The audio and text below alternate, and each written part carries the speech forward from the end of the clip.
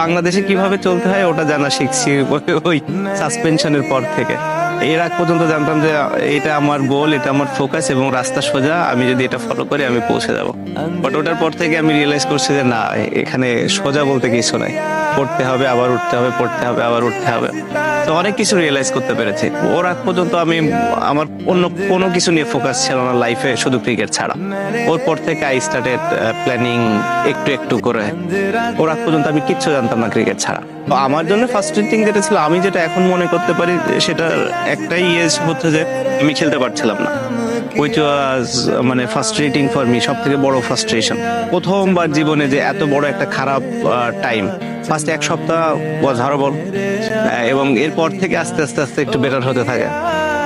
তারপরে কিভাবে ব্যাক করা যায়, এটাকে চেঞ্জ করা যায়, ডিসিশন চেঞ্জ করা যায়, এগুলো সর্বোচ্চ চেষ্টা করে তারপরে তো পরিবর্তন যখন হয় ডিসিশন, তারপরে আবার খেলা শুরু